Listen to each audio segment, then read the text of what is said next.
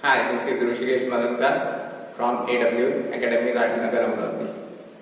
और इस वीडियो में आपको मिलेगा that is third application of dimensional analysis या third use of dimensional analysis. इसके पहले के वीडियो में आपने दो यूजेस देखे हैं, ये नेक्स्ट मोस्ट इम्पोर्टेंट है, ठीक है। और इसके ऊपर मोस्ट ऑफ द एग्जाम में क्वेश्चंस आता है। तो देखो यहाँ पे थर्ड यूजेस, थर्ड एप्लीकेशन क्या है, to find the conversion factor between the units of same physical quantity in two different system of units. तो देखो जैसे कि आपको पता है एसआई सिस्टम ऑफ यूनिट रहता है, सीजीएस सिस्टम ऑफ यूनिट रहता है, तो उनके बीच में रिलेशन क्या है वो आपको एस्टेब्लिश करना है। और इसका एक न्यूमेरिकल लिया है मैंने, इससे ये कंसेप्ट आपको इजीली समझ में आएगा। लेकिन स्टार्ट करने से पहले मैं कुछ यहाँ पे आपके पॉइंट क्लियर करना चाहता हूँ। 1 kg equals to 10 to the power 3 gram, 1 metre equals to 10 to the power 2 centimetre, ठीक है। तो देखो ये मोस्ट इंपॉर्टेंट है, ठीक है। ये केजी एसआई सिस्टम का यूनिट है, मीटर एसआई सिस्टम का यूनिट है, ग्राम और सेंटीमीटर सीजीएस सिस्टम में यूनिट है लेंथ और मास और लेंथ के, ठीक है। तो ये आपको कंपल्सरी पता होना चाहिए। तो देखो इसको सॉल्व करने के लिए तो आपको एक क्वेश्चन दिया है, determine the conversion factor between joule that is SI unit of work and earth CGS unit of work by using dimensional analysis। तो आपको पूछा है जूल और अर्थ के बीच में क्या रिलेशन है। तो मैं क्या कहता हूं, रिलेशन के लिए 1 जूल इक्वल्स टू x और, ठीक है। और बाय यूजिंग डायमेंशनल एनालिसिस आपको इस x की वैल्यू फाइंड करना है, ठीक है। तो मैंने लिखा 1 जूल इक्वल्स टू x अर्थ, लेकिन जूल कौन से सिस्टम में है, एसआई सिस्टम में है, और अर्थ सीजीएस सिस्टम में है। तो यहाँ पे मेरे को बोलो वर्क डन का यूनिट क्या है। तो वर्क डन का यूनिट आप एसआई सिस्टम में जूल लेते हो, सीजीएस में अर्थ लेते हो। तो यहाँ पे वर्क का डायमेंशंस क्या है ये मोस्ट इंपॉर्टेंट है। तो मैं लिखता हूं that is dimension of work. तो वर्क का डायमेंशंस होता है m⁻⁴ l⁻², t⁻², क्योंकि यूनिट है जूल, जूल का डायमेंशन देखा है। अब देखो यहाँ पे क्या होता है, जूल एसआई सिस्टम में है, अर्थ सीजीएस में है, तो इसीलिए यहाँ पे जो m यानी मास के लिए डायमेंशनल सिंबल है, l यानी लेंथ के लिए डायमेंशनल सिंबल है, और t यानी सेकंड के लिए डायमेंशनल सिंबल है या टाइम के लिए डायमेंशनल सिंबल है। लेकिन मेरे को बोलो एसआई सिस्टम में मास का यूनिट केजी होता है और सीजीएस में ग्राम होता है। तो इसीलिए अगर मैं m सेम रखता हूं तो चलेगा नहीं, क्योंकि दोनों अलग अलग हो गए, एक केजी है और एक ग्राम है, ठीक है। तो इसीलिए मैं क्या कहता हूँ, इस m l t के सफिक्स में कुछ तो भी लिखता हूँ, सो दैट आपको पहचान में आए कि कौन सा एसआई सिस्टम का डायमेंशनल सिंबल है और कौन सा सीजीएस सिस्टम का डायमेंशनल सिंबल है, ठीक है। तो मैं कहता हूँ m1 l1 t1 and m2 l2 t2 are the dimensional symbol of mass, या मास के लिए या लेंथ के लिए, एंड t टाइम के लिए। m1 m1 t1 and m2 l2 t2 are the dimensional symbols of mass, length and time in SI and CGS system of units respectively, यानी m1 l1 t1 SI system में dimensional symbol है मास length और time के, और m2 l2 t2 dimensional symbol है मास length time के in CGS system. समझ में आया? तो देखो यहाँ पे आप क्या करोगे, ये जो इक्वेशन 1 है, इस इक्वेशन 1 में जूल की जगह ये डायमेंशंस लिखोगे, लेकिन सफिक्स में क्या आएगा, तो जूल के एसआई सिस्टम में है तो यहाँ पे लिखोगे m1 raised to power 1 l1 raised to power 2 t1 raised to power -2। Similarly अब किसमें है, सीजीएस में है, तो सीजीएस के लिए m2 raised to power 1 l2 raised to power 2 t2 raised to power -2। समझ में आया? तो देखो यहाँ पे आपने लिखा है that is 1 joule equals to x erg, तो जूल की जगह जूल का डायमेंशंस क्या आएगा, m1 raised to power 1 l1 raised to power 2 t1 raised to power -2 equals to ये x एज इट इज, क्योंकि x की वैल्यू आपको फाइंड करना है, और अब के लिए आप लिखोगे m2 raised to power 1 l2 raised to power -2 and t2 raised to power -2। समझ में आया? अब देखो आपको x की वैल्यू निकालना है, तो x एज इट इज, और ये डायमेंशन मल्टीप्लिकेशन में थे, इधर जाएंगे तो डिवीजन में आएगा, तो m1 raised to power 1 l1 raised to power 2 t1 raised to power -2 upon m2 raised to power 1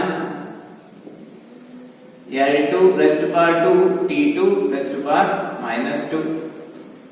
अब देखो m1 m2 की पावर सेम है, l1 l2 की पावर सेम है, t1 t2 की पावर सेम है, तो इसीलिए मैं क्या करता हूँ, x equals to m1 upon m2 raised to power 1 l1 upon l2 raised to power 2 और t1 upon t2 raised to power -2। अब देखो m1 कौन से सिस्टम में है, SI सिस्टम, m1 यानी SI सिस्टम में मास का यूनिट क्या होता है, kg होता है, l1 यानी लेंथ कौन से सिस्टम में, SI सिस्टम में लेंथ का यूनिट क्या होता है, मीटर होता है, और t1 यानी टाइम, ये SI में लो या सीजीएस में टाइम का यूनिट एक ही है, दैट इज सेकंड। ठीक है, और m2 यानी मास का यूनिट किसमें, सीजीएस सिस्टम में, और l2 यानी लेंथ का यूनिट कौन से सिस्टम में, सीजीएस सिस्टम में। तो देखो यहाँ पे m1 यानी SI सिस्टम में मास का यूनिट क्या है, kg, और यहाँ पे है ग्राम, पावर है 1, l1 यानी लेंथ का यूनिट SI सिस्टम में मीटर, और l2 यानी लेंथ का यूनिट सीजीएस सिस्टम में सेंटीमीटर, उसकी पावर 2, और यहाँ पे t1 that is SI system में सेकंड, सीजीएस सिस्टम में भी सेकंड, पावर -2। ये सेकंड कैंसिल, क्या बचेगा 1।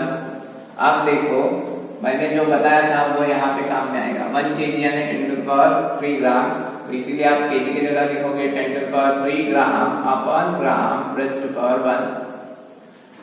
मीटर की जगह दैट इज 1 मीटर यानी 10 to the power 2 centimetre, 10 to the power 2 centimetre divide by centimetre, और पावर है 2, और यहाँ पे 1 की पावर -2। देखो ये ग्राम कैंसिल, सेंटीमीटर कैंसिल, तो यहाँ पे बचेगा x equals to 10 to the power 3 into 10 to the power 2 into 2 that is 4, और into 1 to the power -2 यानी 1। तो यहाँ पे x इक्वल्स टू क्या बचेगा, दोनों का बेस सेम है, तो 10 raised to power 3 plus 4 that is 7। तो आपको मिलेगा relation that is 1 joule equals to x की जगह कितना मिला, 10 to the power 7, 10 to the power 7, और समझ में आया?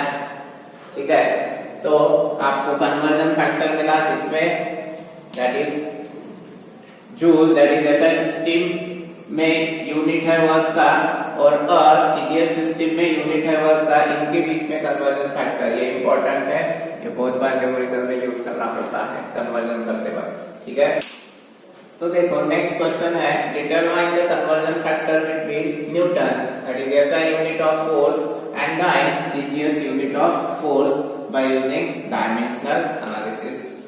तो देखो न्यूटन को आप लिखते हो, दैट इज सिंबल अगर लिखना है तो 1 newton equals to x dyne, ठीक है, 1 newton equals to x dyne. तो आपको इस x की वैल्यू फाइंड करना है, यानी 1 न्यूटन यानी कितना डाइन, ठीक है। तो देखो डायमेंशंस ऑफ फोर्स आपको चाहिए, तो फोर्स का डायमेंशंस क्या रहता है, इसके पहले वाले लेक्चर्स में हुए हैं, इसके पहले वाले लेक्चर में हुआ है, that is m⁻⁴ l⁻⁴ t⁻², ठीक है। अब देखो यहाँ पे मैंने कहा है डायमेंशंस ऑफ फोर्स आपको ऑलरेडी पता है, ठीक है। अब मैं क्या कह रहा हूँ कि एक SI सिस्टम में है और एक CGS सिस्टम में यूनिट है, तो उनके डायमेंशनल सिंबल भी अलग अलग रहेंगे क्योंकि सिस्टम ऑफ यूनिट चेंज कर रहे हो। तो इसीलिए देखो m1 l1 t1 and m2 l2 t2 are the dimensional symbols of mass, length and time in SI and CGS system of unit respectively. यानी m1 l1 t1 SI system में रहेंगे dimensional symbol किसके, मास, length और time के, और m2 l2 t2 dimensional symbol रहेंगे मास, length और time के in CGS system of unit. तो देखो आपको चाहिए that is 1 newton equals to x dyne. तो न्यूटन की जगह न्यूटन का डायमेंशंस लिखता हूं, लेकिन ये सफिक्स में 1 किसके लिए, SI सिस्टम डिनोट करने के लिए, और सफिक्स में 2 किसके लिए, that is CGS system denote करने के लिए। तो देखो यहाँ पे m1 l1 t1 -2 और यहाँ पे x m2 1 l2 1 t2 -2। अब देखो ये ब्रैकेट इधर शिफ्ट कर देता हूं तो क्या आएगा, तो ये मल्टीप्लिकेशन में इधर जाके डिनोमिनेटर में आएगा, तो 1। तो देखो यहाँ पे अगेन मास और यहाँ पे m1 की पावर m2 की पावर सेम है, कितनी है 1, तो m1/m2 1, l1 और l2 की पावर सेम है तो l1/l2 1, और t1/t2 की भी पावर क्या है, सेम है, दैट इज -2। तो देखो m1 मास का डायमेंशनल सिंबल है कौन से सिस्टम में, SI में, और SI में यूनिट क्या रहता है, kg, और m2 किस में है, CGS में है, तो CGS में मास का यूनिट दैट इज ग्राम। इसके बाद में l1 लेंथ का डायमेंशनल सिंबल है कौन से सिस्टम में, SI सिस्टम में है, इसीलिए मीटर, l2 CGS में, इसीलिए सेंटीमीटर, पावर क्या है 1। सेकेंड का टाइम का यूनिट SI और CGS में सेम ही रहता है, सेकंड/सेकंड, पावर -2, ये सेकंड कैंसिल होगा, यहाँ पे बचेगा 1। तो आपको पता है 1 kg यानी 10⁻³ ग्राम, तो 10⁻³ ग्राम अपॉन ग्राम +1, और मीटर यानी 1 मीटर यानी 10⁻² सेंटीमीटर अपॉन सेंटीमीटर +1, और यहाँ पे बचेगा 1 +2, ये सेंटीमीटर कैंसिल, ग्राम कैंसिल, तो आपको आएगा x = 10⁻³ into 10⁻² into 1 ⁻², 1 ⁻² that is 1, तो यहाँ पे आएगा x = 10⁻³ + 2 that is 5। तो इसीलिए आपको मिलेगा therefore 1 न्यूटन equals to 10⁵ तो देखो एक न्यूमेरिकल दिया है डायमेंशनल एनालिसिस के ऊपर, और इस टाइप के न्यूमेरिकल JEE नीट और CET में हर बार आते हैं, ठीक है, ये मोस्ट इंपॉर्टेंट न्यूमेरिकल्स है। तो देखो इनको सॉल्व कैसे करना है, लेकिन इनको सॉल्व करने से पहले एक पॉइंट मैं क्लियर करना चाहता हूँ। फिजिक्स में सिमिलर फिजिकल क्वांटिटी की ही एडिशन सब्ट्रैक्शन पॉसिबल है। अगर दो डिसिमिलर फिजिकल क्वांटिटी है तो उनकी एडिशन सब्ट्रैक्शन पॉसिबल नहीं, उनकी मल्टीप्लिकेशन डिवीजन पॉसिबल है, लेकिन addition subtraction similar physical quantity की ही हो सकती है। यानी फोर्स के साथ ही एडिशन सब्ट्रैक्शन होगी, वेलोसिटी के साथ ही एडिशन सब्ट्रैक्शन होगी, टाइम के साथ ही एडिशन सब्ट्रैक्शन होगी, लेकिन वेलोसिटी और टाइम इन दोनों की एडिशन सब्ट्रैक्शन पॉसिबल नहीं है। ठीक है, मल्टीप्लिकेशन पॉसिबल है, डिवीजन पॉसिबल है, लेकिन एडिशन सब्ट्रैक्शन पॉसिबल नहीं है। तो देखो ये मोस्ट इंपॉर्टेंट पॉइंट जो मैंने अभी बताया है। तो आपको एक इक्वेशन दिया है v equals to at plus b by t plus c equals plus v0 is dimensionally valid equation. Obtain the dimensional formula for a, b and c where v is velocity, t is time and v0 is initial velocity. अब देखो by using dimensional analysis इसका answer आपको find करना है, a का dimension, b का dimension और c का डायमेंशन। ठीक है, अब देखो v यानी क्या है, वेलोसिटी है। तो यहाँ पे मैं लिखता हूं जो इक्वेशन दिया है v equals to at plus b upon t plus c plus v0। अगर ये डायमेंशनली वैलिड इक्वेशन है तो अभी आपने देखा था या आपने यूजेस ऑफ डायमेंशनल एनालिसिस का फर्स्ट एप्लीकेशन या फर्स्ट यूज दिया था। अगर कोई इक्वेशन डायमेंशनली वैलिड इक्वेशन या डायमेंशनली करेक्ट इक्वेशन है तो उसके LHS का जो डायमेंशंस रहता है वही RHS के हर एक टर्म का डायमेंशंस रहेगा, यानी इसका जो डायमेंशंस आएगा वही डायमेंशंस AT का आएगा, वही dimensions B upon T plus C का आएगा, वही डायमेंशंस V0 का आएगा। बराबर, ये किसने कहा था, यूजेस ऑफ डायमेंशनल एनालिसिस में कहा था, फर्स्ट यूज जो देखा था। तो यहाँ पे देखो LHS ये है वेलोसिटी, तो LHS का मैं लिखता हूँ डायमेंशंस। तो वेलोसिटी का यूनिट रहता है मीटर पर सेकेंड, तो मीटर के लिए आप लिखोगे l⁻⁻⁴ और सेकेंड ऊपर जाएगा तो t⁻⁻⁴। ये LHS का डायमेंशंस आएगा। अब देखो जो डायमेंशंस LHS का है वही RHS के हर एक टर्म का आएगा। तो इसको मैं कहता हूँ दैट इज फर्स्ट टर्म, इसको मैं कहता हूँ सेकेंड टर्म, इसको मैं कहता हूँ थर्ड टर्म। तो फर्स्ट टर्म का डायमेंशंस इक्वल टू LHS का डायमेंशंस और v वेलोसिटी t टाइम और v0 भी इनिशियल वेलोसिटी है। तो देखो यहाँ पे a का डायमेंशंस कैसे फाइंड करता हूँ, तो मैं कहूंगा that is dimensions of AT equals to dimensions of LHS। क्यों, तो देखो क्योंकि मैंने कहा था अगर ये डायमेंशनली करेक्ट इक्वेशन है तो LHS का जो भी डायमेंशंस रहेगा वही RHS के हर एक टर्म का डायमेंशंस रहेगा। तो ये तो कांस्टेंट है क्योंकि आपको कहा है obtain dimensional formula for A, B and C, A, B और C का फार्मूला फाइंड करना है। तो कैसे, तो देखो A का तो पता नहीं है तो वैसे ही लिखता हूँ, लेकिन T क्या है, टाइम, टाइम का यूनिट सेकंड, सेकंड के लिए dimension t⁻⁻⁴ equals to LHS का क्या है l⁻⁻⁴ t⁻⁻⁴। इस t⁻⁻⁴ को उधर भेजो तो आपको A का डायमेंशंस मिल जाएगा। कैसे, तो देखो l⁻⁻⁴ t⁻⁻⁴ divide by t⁻+1। इस t⁻+1 को ऊपर भेजो तो आपको मिलेगा l⁻⁻⁴ ये t⁻⁻⁴ और ये ऊपर जाएगा तो t⁻⁻⁴, क्योंकि कोई भी टर्म को ऊपर नीचे करते हो तो उसके पावर की साइन क्या होती है, चेंज, प्लस है तो माइनस, माइनस है तो प्लस। तो इसीलिए A का डायमेंशंस मिल जाएगा आपको l⁻⁻⁴ t⁻⁻²।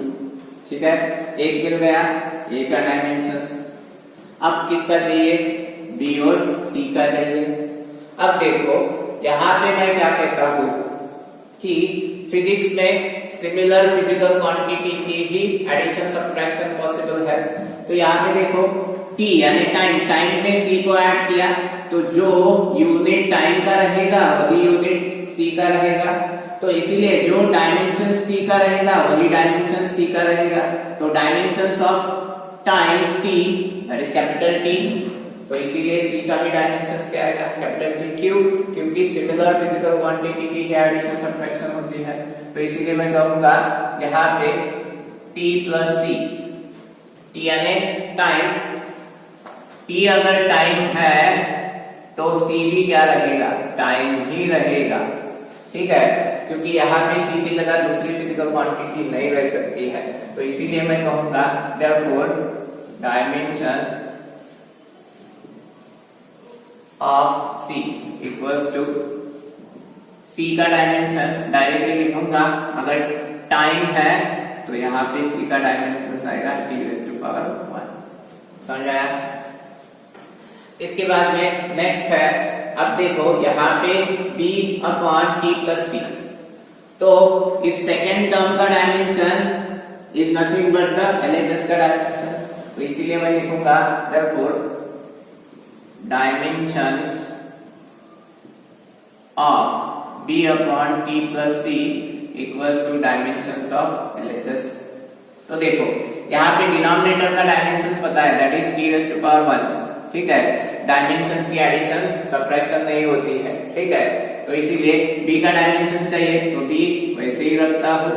यहाँ पे t प्लस सी का डायमेंशंस क्या लिखोगे आप, LHS का डायमेंशंस क्या था, l⁻1 t⁻−1, ठीक है, तो यहाँ पे t प्लस सी का, t का भी कैपिटल T ही है, c का भी कैपिटल T ही है, तो आपको t प्लस टी 2t नहीं लिखना है, सिंपल t एक ही टर्म का डायमेंशन लेना है, तो b का dimension upon t plus c का डायमेंशन एक ही है, that is t⁻1 equals to l⁻1 t⁻−1, ये t⁻1 राइट हैंड साइड में लिखेगा, तो b equals to l⁻1 t⁻−1 t⁻+1, तो ये +1 -1 कैंसिल हो जाएगा, तो b का डायमेंशन मिलेगा आपको l⁻1, तो ये आया b का डायमेंशन, ये आया c का डायमेंशन, और ये था a का डायमेंशन, समझ में आया।